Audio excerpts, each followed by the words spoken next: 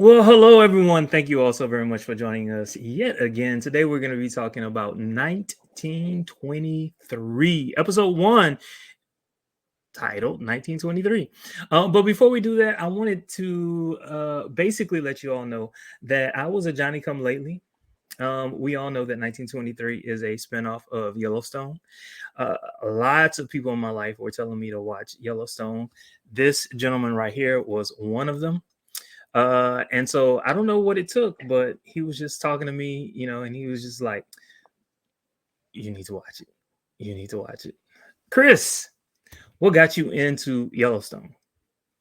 I have no And idea. and and tell us a little bit about yourself.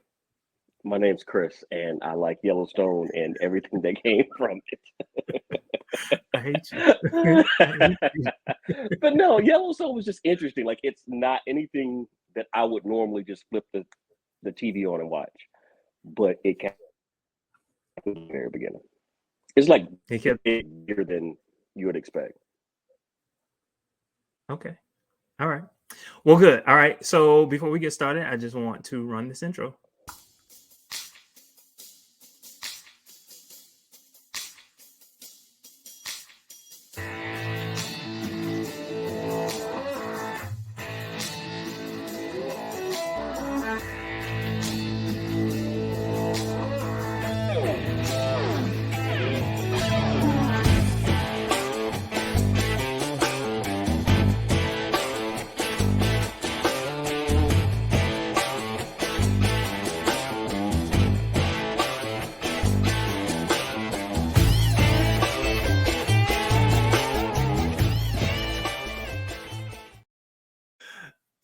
We're talking 1923. I just want to throw in a little country in there. Chris, I Very just nice. want Very to nice. say, I saw your face when your picture popped up, and it was like a slow reaction, like, Yeah, it took me by surprise. Okay, okay.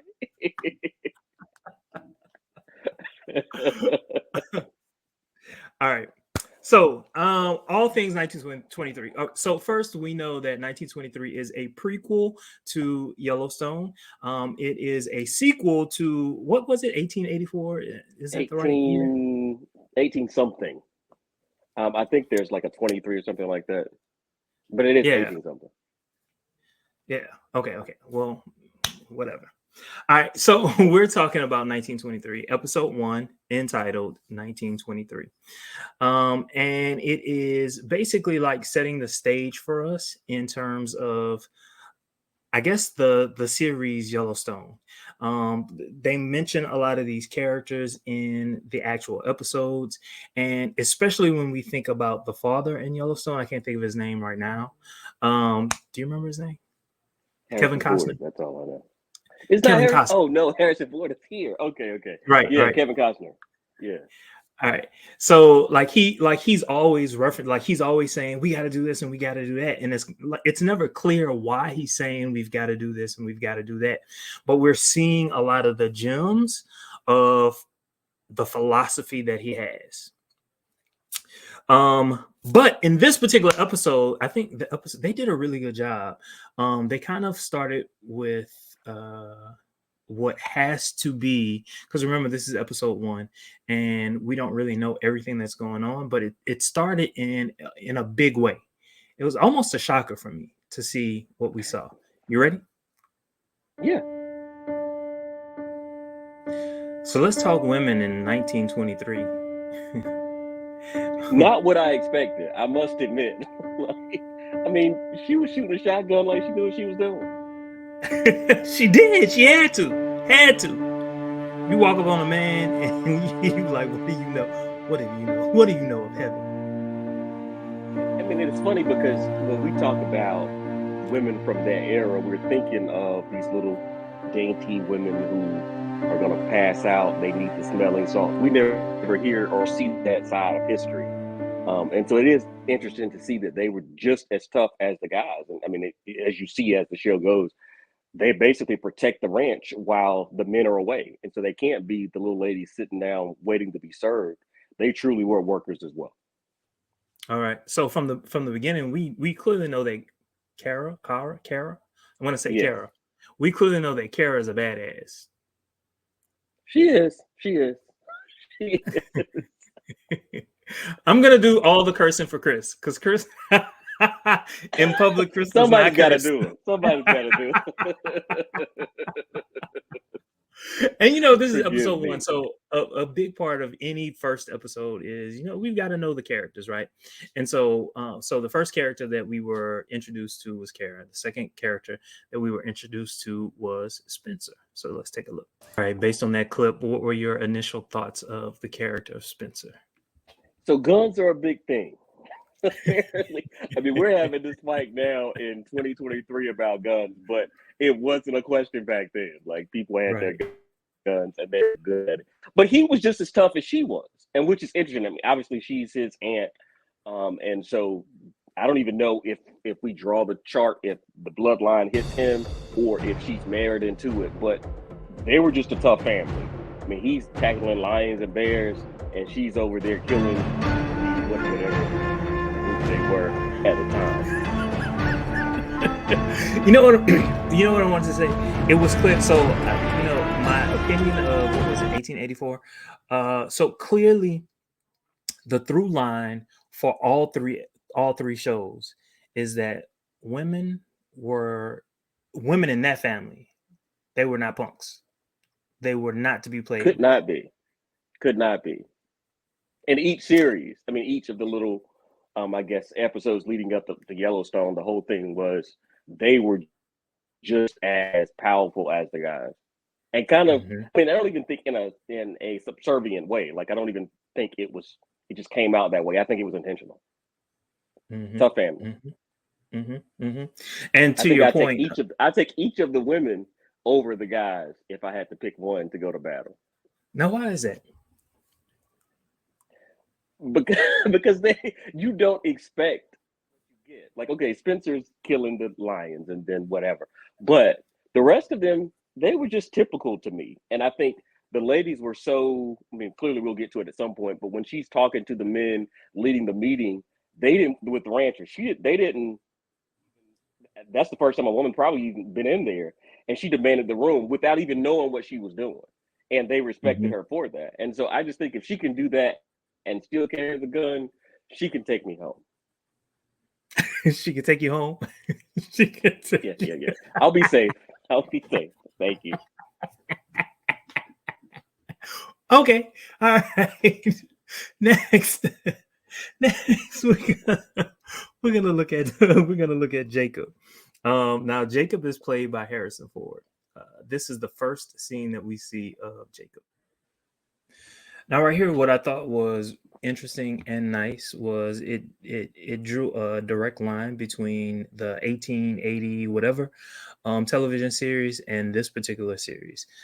So I thought that was very instructive in terms of a character, in terms of what Harrison Ford, Jacob, what he gave in that moment. It wasn't a whole lot, but that was the first time that we saw him. But it let me know that he himself had to have been a strong individual to have built up the ranch in the way in which he did. I agree. And to deal with Cara, let's be honest, if she's carrying a gun like that, she has to be tough to deal with just in life, period. And he handles it in such a way. But, I mean, clearly, I think that what's important here, just in that little clip, is the idea that seems to be the theme, not only for this series, but for Yellowstone and the one before it. And that's the importance of family. I mean, you have a guy who gave up his life for his brother, and he carries out a dream that was not his. And then so well that another generation can pick it up and move forward. And I think as a generation now, we don't tend to have that same love for family or connection that clearly they show just in that clip. I mean, he's an old man. And even in that, he's amassed all of this and is trying to pass it on to another generation that really isn't ready for it. But I think, first, I agree with you. Second, though, I think that we also have to consider where he was coming from. He was coming from Britain or Ireland or wherever. I remember she said something, meaning the narrator, which I hate her accent. I hate her Southern accent. I love it. Accent. I absolutely hate it. But clearly she doesn't have a Southern accent. I mean, she's Irish. Then don't have one. She's out there. But why do you Then think don't that's have so? one. Don't have one. I mean, even her sister didn't have a Southern accent. So why does she have a Why do Southern you think accent? I don't hear Southern though? I I hear an hear Southern. odd. I hear. Ugh. Like why? Just give me what you got. Give me standard Yeah, American. I don't hear it. I don't hear that. That's her Irish ways slowly becoming American. But what I was really getting at was, during that time, the Irish, there weren't too many jobs for the Irish. They had just ended their famine, the well, no, not the world wars, but they had just ended their famine, and they were coming to America in droves, and so the United States seemed like an opportunity for them. So, do you stay home and hope for something, or do you go to where your brother was, know that you have land, and try your best to True. make something out of it? Um, So that's your way of saying it really wasn't a sacrifice. He was just doing what he needed to do to survive. And there really I'm wasn't not much of a saying love that. for family. I I'm mean, not saying that's that. what I heard. I'm not saying that. I'm saying there's also a reality to it as well. I do agree that, I mean, I remember how family was when I was growing up. Family meant everything, and now I was like, fuck that motherfucker. He can't pay his bill. He At better some find point, a like I way. mean, He that's better. He, yeah, he, like he'll be okay. Not my couch. can't stay with me. That's Not over right. here. That's right. I'll send him $10. But no, but I think there's still like a family connection simply because he could have easily taken what he received from his brother, sold it off. I mean, just like the guys they were trying to buy the leases, he could have sold off what he had, made enough money for himself, and lived out the rest of his days with his wife. But he also had to take care of his nephews and niece. That's my So point. It has to be more about family than just the idea of I want to save myself and my little immediate group.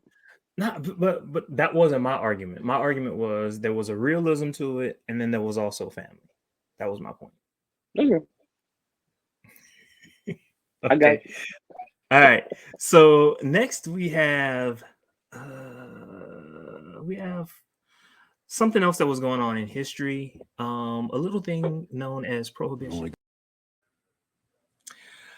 All right. So in episode one, we're clearly seeing some themes dealing with prohibition, and that was a specific point in time in American history where the United States government, or I should say, women in the United States were kind of pointing us in a particular direction where the root of all evil was liquor, so to speak.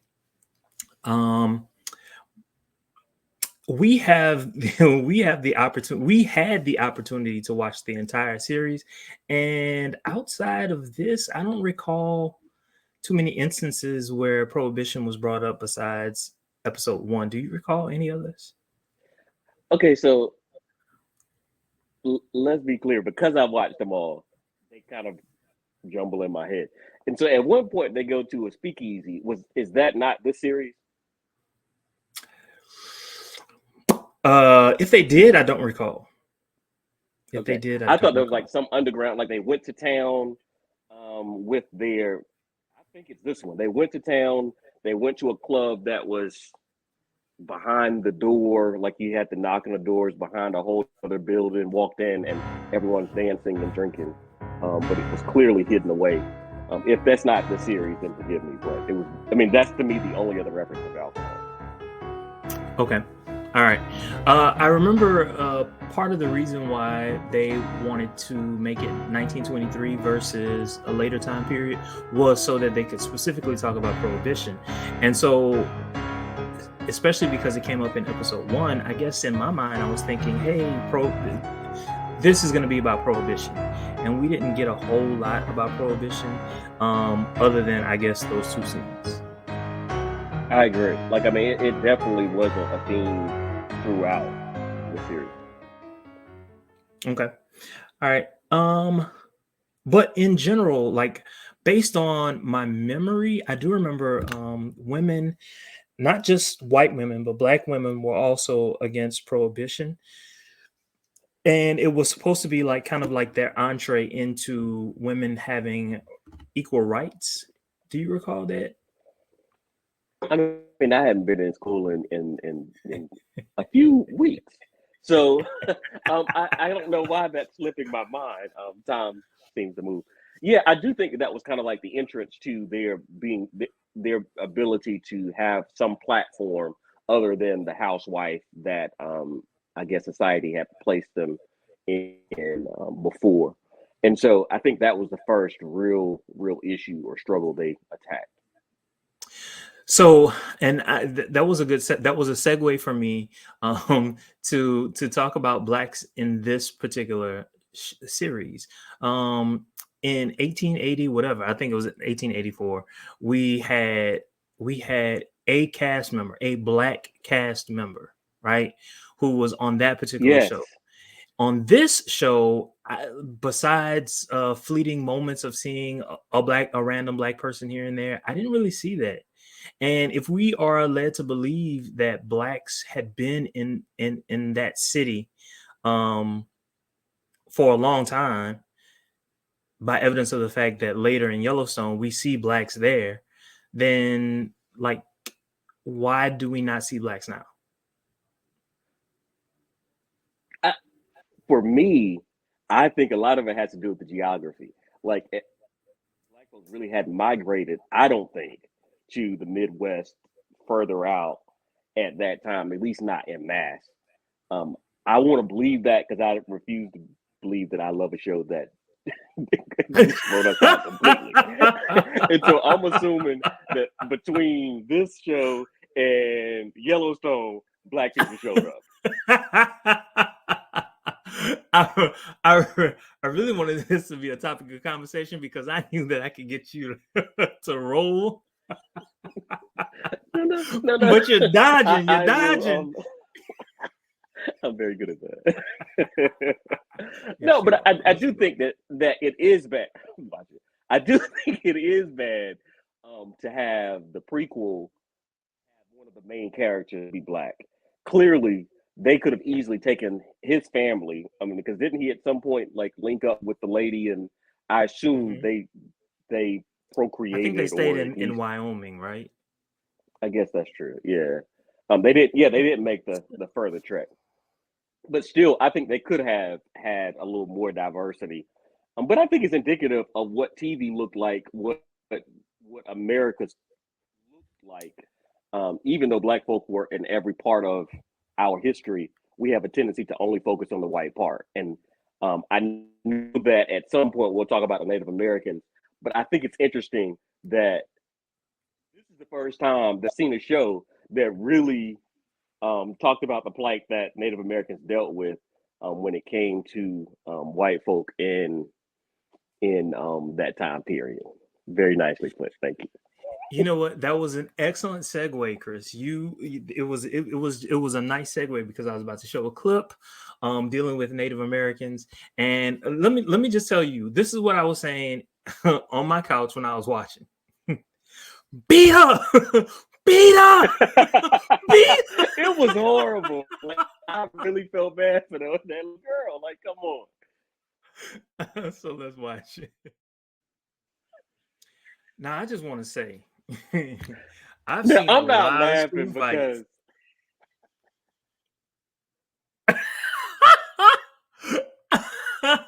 I've seen a lot of school My fights, and response is typically, very simple. It is very similar to what I respond to the color purple or to what's love got to do with it. Like I'm almost desensitized. Like I'm not. It's very serious situation. Continue. I'm sorry. in a school setting, whenever a student does something to a teacher or even an administrator, there are always other students saying, "You better stop. Don't do that. Don't you shouldn't do that. Stop, stop, stop, stop." Like all along the way. But this didn't. It didn't happen here, and even that is telling a story. Like it was bad. What It had to have been. it was. I mean, you think about it. The girls are talking about how they had these other people or other students that left and were supposed to write back and never did. I think they were killed. Like, I mean, I think it was such a horrible situation that they were paralyzed in their response. And she was a hero to them. Like usually in school, you're saying stop, stop, because I don't want things to happen to you. I think in this situation, it was kind of like, you go ahead and fight the fight. I'll pick it up where you leave off. Like, I mean, clearly those were hateful people. And I think it's interesting that it's the church, because it shows how early on, I assume this is Christianity, whatever religious group that They is, were Catholic. early on, that religion is used in such a way to control, harm, beat down, control. I mean, I think the biggest thing is control. They were trying to take these little girls and stop them from being who they were and make them into who they want to be. And so it's interesting to watch the parallel and how Indians dealt with that. And I say Indians, Native Americans, I'm not sure the PC correct term at this moment, but Native Americans dealt with something very similar to what African Americans have dealt with for some time. And I've always made, I won't say the assumption, but when you respond out of what you know. So I've always said that we as Black folk had a rough time here in this country. That little clip just gave me a glimpse of what Native Americans had to deal with. And, and it also shows how we talk about our history and how watched American history is, and we don't cover anything when it comes to Black folk percentage of our involvement compared to what we read or see. Looking at the Native American side, just in that clip, I now want to go back and read everything I can, because we hear it. I mean, when you think about the Trail of Tears and how they got out there, okay, we hear that. Until I saw it, I had no idea. That's horrible. And that's just a little glimpse of a student in a class. I mean, even with the sweeping, I mean, and they were toys to those people. And it's horrible. And so when the girls were not stopping her, I wasn't either. Like, I'm like, please do one time for me. Please just get one in. Don't judge me. I'm not judging you. I already told you how I felt. All right. All right. No, I remember being in college. I remember listening to the Tom Joyner Morning Show. I don't know if you remember the Tom Joyner Morning Show. Okay, clearly you don't. Oh, you do? I was in like elementary school at the time. Mm-hmm. So I was watching I was listening to the Tom Joyner Morning Show, and I woke up to them talking about Native Americans and the schools that they had, but they were talking about the Native Americans here in the United States. And, that was the first time I had ever heard that. I didn't know that there were specific schools for Native Americans to teach them to be, for lack of a better word. Yeah. And I knew at the time, based on what I heard on Tom Joyner Morning Show, that a lot of them had died. And in watching this show, I learned that, and later, because it's recent history now, because we're learning about what was happening to Native Americans in Canada. Even on this show, they referenced the fact that in Canada, it was worse. So them talking about this piece of history was appropriate and timely, and I was here for it.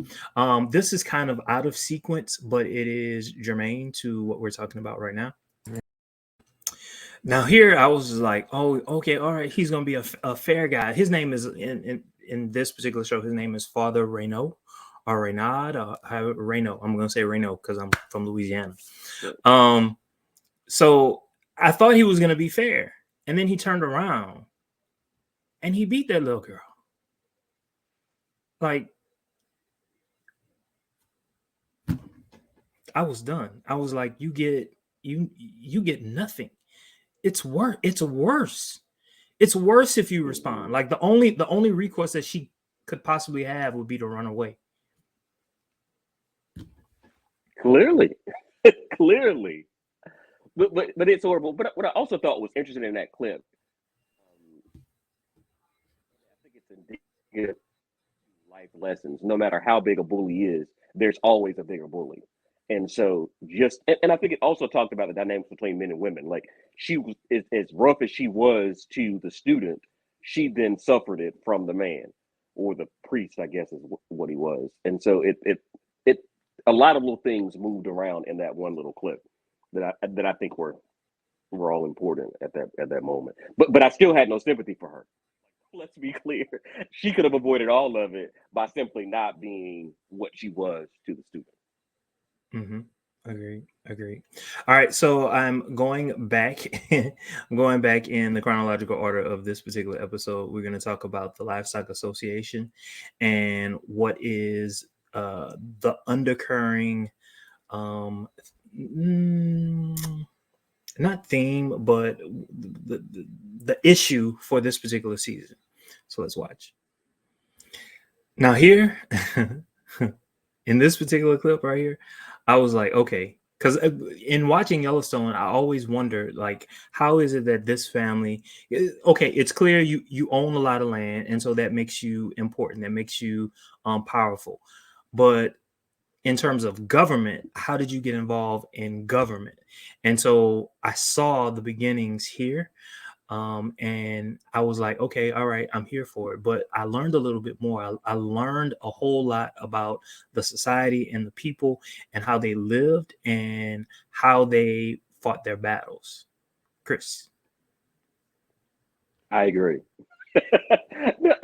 I mean, I do think that it's interesting that the land is all they have. And so if you think about it here, they're talking about leases. And so it's not a real ownership. I don't know at what point it becomes I actually own it as opposed to I have the lease to the property. But he's amassing wealth early on, and that allows him to control the little man. I mean, it's very similar to outside of here, like he who has the gold rules, and he had it. And so it's interesting. I think because he had so much, he then became the leader of that particular group. But you'll notice early on they didn't have the police that came along with it. I think later in this series they create them. Whereas if you think about it, when the Duttons are around, they are the police when it comes to the ranch. And so it's just interesting to see how things evolve, all because of the land that they lease and then own. Now I'm interested. Just hearing you talk, I started thinking about some other things. Because when I think of Chris, I think about pro-black always, all the time, no matter what. So I was thinking, how different is leasing land from sharecropping? I don't think it's much different, except it depends on who owns it. And it depends on how the system is set up. Like when we're thinking about sharecropping, you were never designed to make any money. You were merely there to make money for the owner. And no matter how hard you worked, it was going to balance out to where, okay, to another season. In that respect, I think it's different.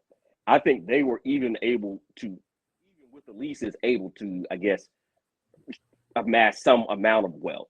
And I think the leases, from me watching it, I have no way of knowing this without doing real study, but I'm assuming with the leases here, the government is leasing it to the ranchers. And this is you buy this little portion and you can lease it and raise your cattle here. Sharecropping, I own this. I am master. I mean, it is basically the descendant of slavery. I took a plantation, I divided it up, and this is now mine. And I'm gonna let you, black man, stay on here as long as you provide the finances for me, and then I can go and get your crops and whatever, and I can stay in the big house and be fine. I don't think it's comparable in that respect, because there you had the people who own the lease actually doing the work, and the government got its taxes. That's the way I look at it. I don't see sharecropping as being in line, just because Black folk were suffering much worse. So you said the lease was owned by the government. I don't know why in that particular clip I thought what he meant was the Dutton family. When he said buy more leases, he meant from them. That's what I assumed. I'm not saying that's what the case was. I don't know. Now that you said it, that could have been. But I think when we talk about sharecropping, sharecropper did not. The owner wouldn't get down in the mud working. And so for the Duttons to actually own if they were making money off of the leases, I would assume that they would lease out as much as they wanted, as much as people would buy. And they wouldn't even have to worry about the ranches because they could make the money from the lease, unless the money was in the cow. I don't know. I don't know. I'm curious. Now I have to go and figure that out. But I still stand on sharecropping was much worse than what these folks dealt with over there on the other side of the country. Yes, Black Power.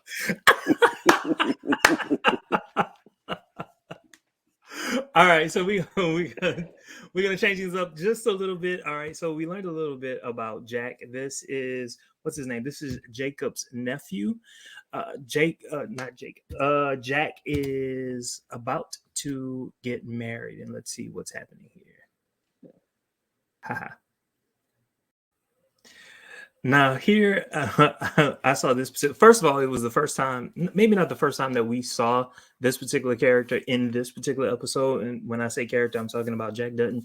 But Jack is important because Jack is the father of Kevin Costner in Yellowstone.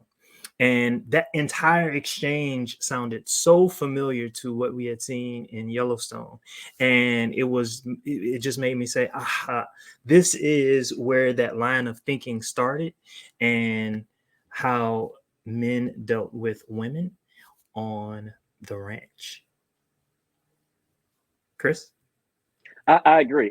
And how women had their role on the ranch.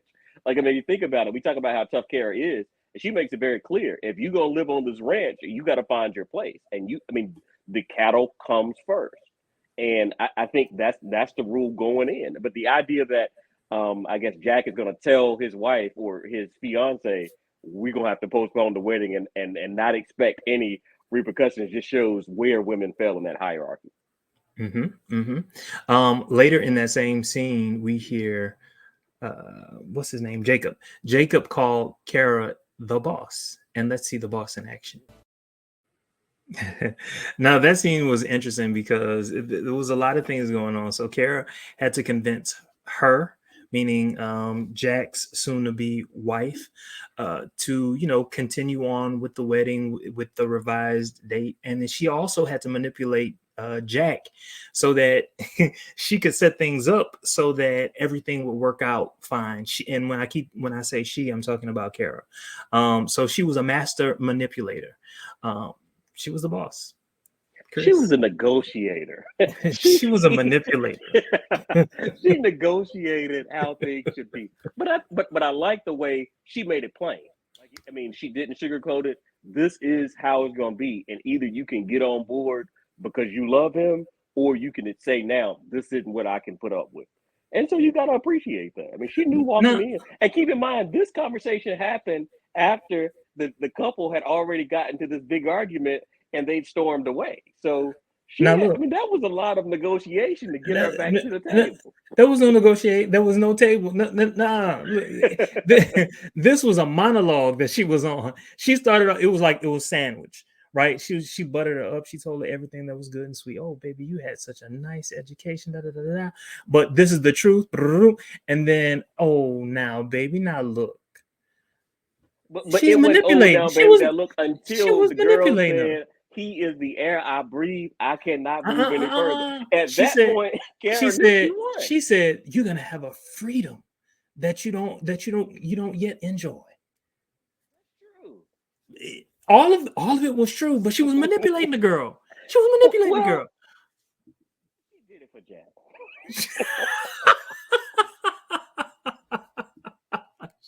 She did.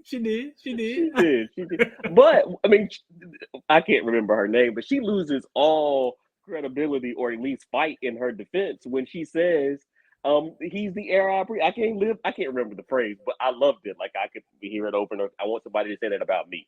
I mean, what she's basically saying is, he is my life, and because of that, I'll go and do whatever he says. Mm-hmm. You didn't hear that part? We're going to have a conversation after this. We're going to have a conversation after this. Moving along.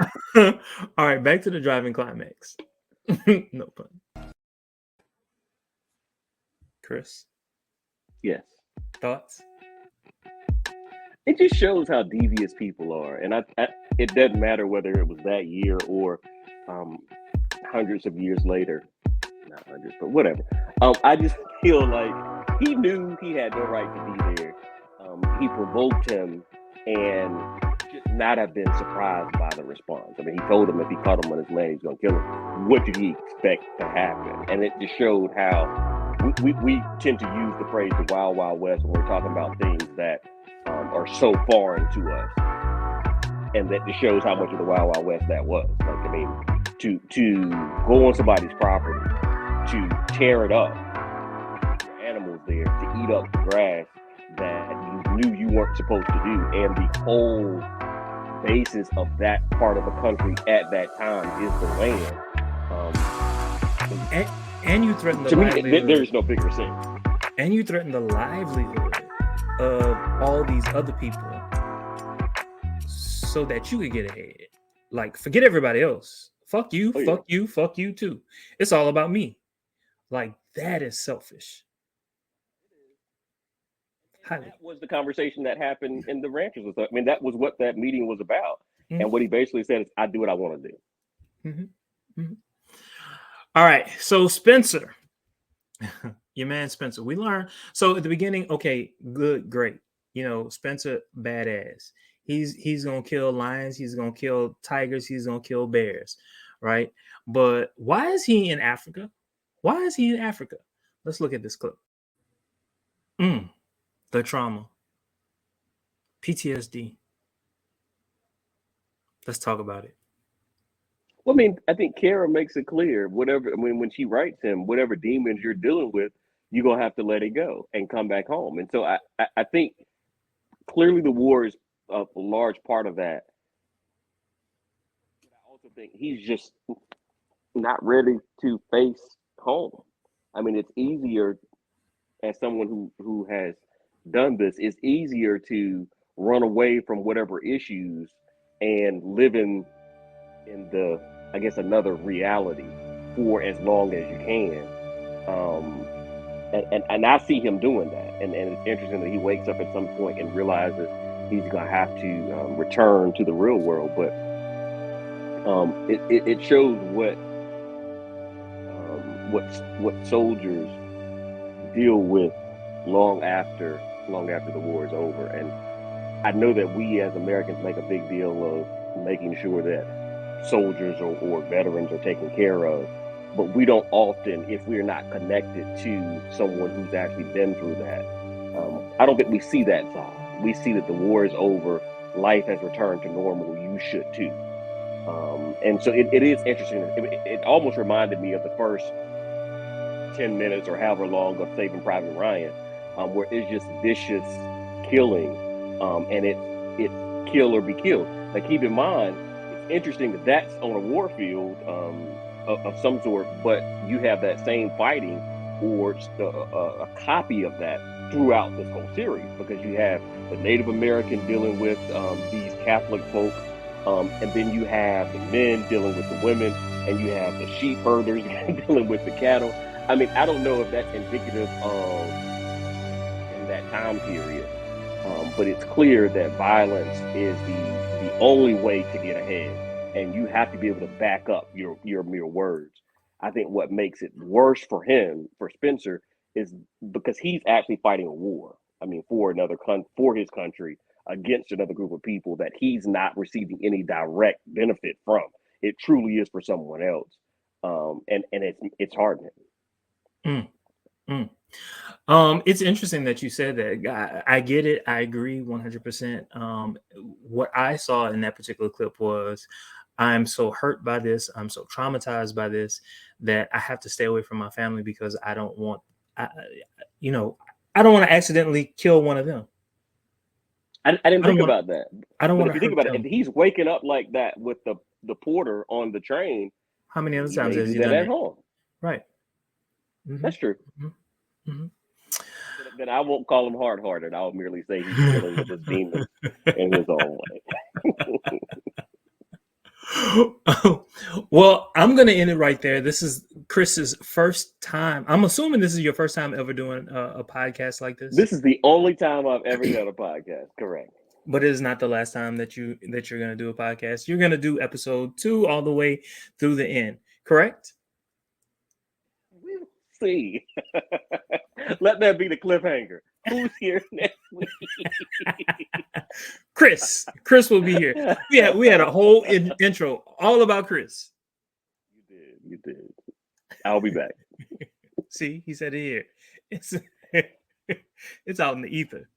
It is, and I don't like it, but I did say it, so we'll see. Now we'll at see. least for episode 2. That's all I'm saying. Okay, you clarified. At least baby steps. Okay, all right. What's in that cup, Chris? Tea. Tea. It's tea. It's Prohibition. Remember? This is nice. He said root what beer. Year is it? Yeah, that's right. I'm right on down there. I'm gonna go down and get me some root beer. I'm gonna go by the dance hall first. Okay. All right. Good. Thank you all for joining. As always, don't forget to like, comment, subscribe, and share. Have a good one.